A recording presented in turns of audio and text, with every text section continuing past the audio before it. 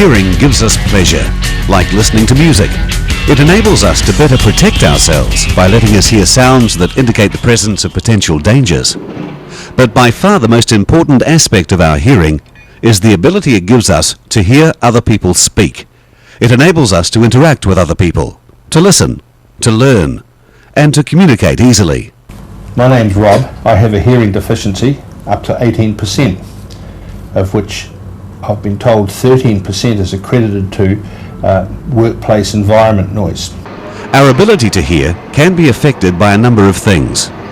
Birth defects, exposure to certain illnesses and diseases, blows to the head, exposure to some hazardous substances, the aging process, and of course by exposure to excessive amounts of noise. Now, out of all these potential causes of hearing loss, the most common, and the one which we can most readily address, is the one resulting from exposure to noise, commonly referred to as noise-induced hearing loss.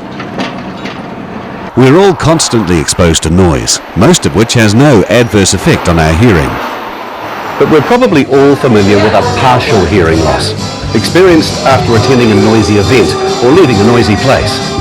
It's difficult to hear and is often accompanied by a ringing or buzzing noise in the ears.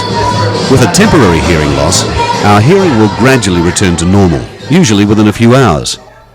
Any temporary hearing loss should be regarded as a warning signal.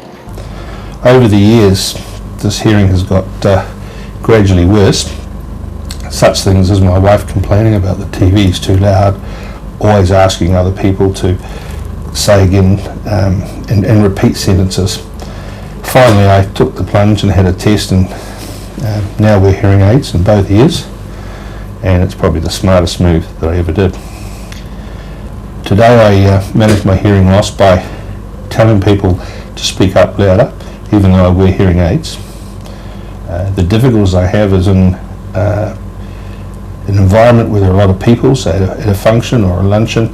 The background noise tends to outdrown the people I'm speaking to in a close by environment, and quite often I've not fully understood people, which has caused a bit of embarrassment.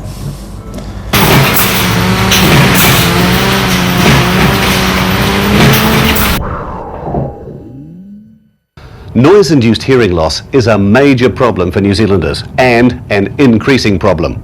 Yet the solutions are simple. You can eliminate, isolate, minimize. Due to the nature of the workplace, it's not possible to eliminate the general noise on vessels and working with containers. You can isolate some of the noise sources, like lining vehicle cabs with absorbent materials that soak up the noise, or stop metal vibrating. We can minimize the impact of the noise source, or minimize the possible effects of the noise. Regularly tune and maintain the machinery so that it runs smoother.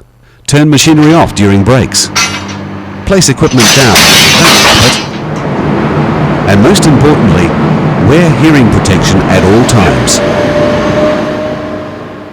Now, earplugs have advantages and disadvantages, but one of the advantages is that they're small and easy to carry around. An example is this, which is on a neckband and means that you can put it around your neck, put the earplugs in when you're working in a noisy area, but then take them out when you're not, and you still have them available to you.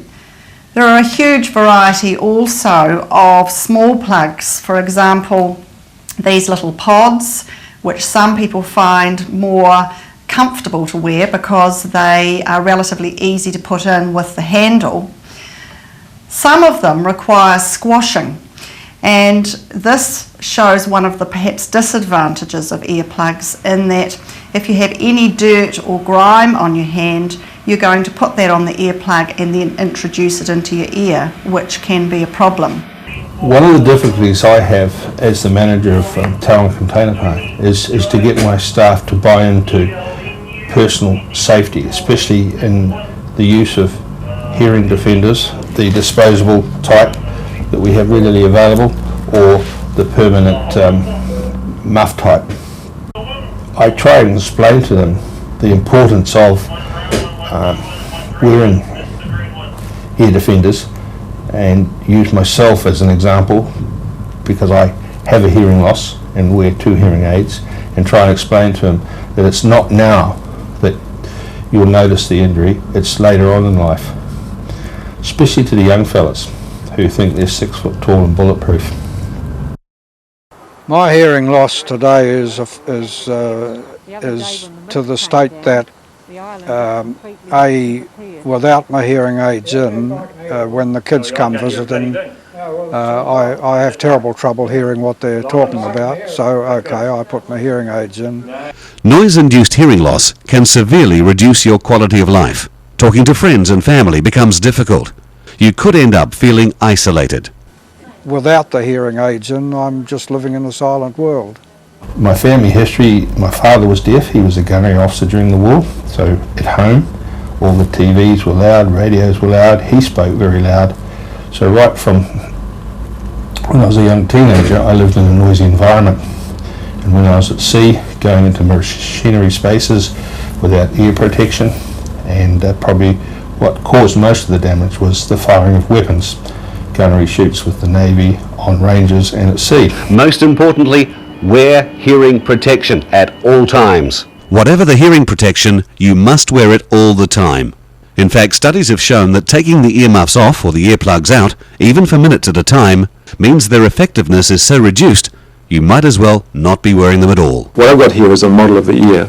This is the outer ear, which is the portion of the that you can see on the side of the head. That's the pinna, and it directs the sound down into the ear canal, which is, if you can look down in here, is it terminates or ends at the eardrum, which is a little disc of tissue right down, quite deep down inside the ear, which transfers all the sound into the inner ear, which is deep inside the temporal bone or deep inside the skull, and it contains the parts of the ear which are responsible for detecting sound.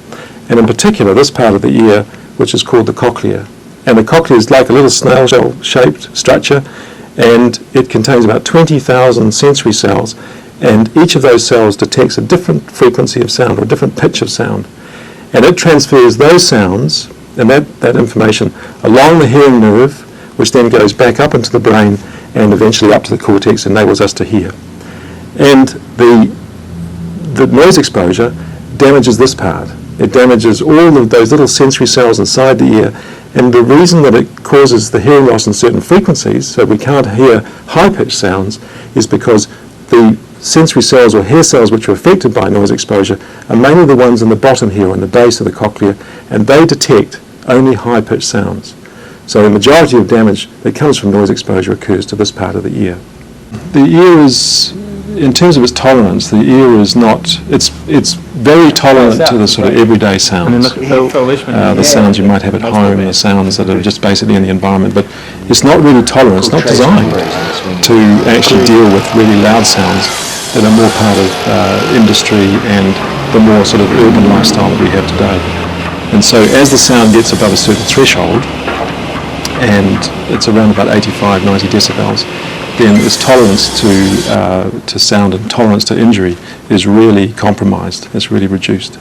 Our world is not getting any quieter, but there are some simple steps you can take to help minimize any hearing loss. With a little planning, you can enjoy good hearing for many, many years. Because it does make life difficult when you can't hear softly spoken women on the telephone or in a meeting. You're always asking other people to repeat. You need to look at them and try and lip read. It is embarrassing, and I wish now that if I could wind the clock back, I would have been more careful with my hearing.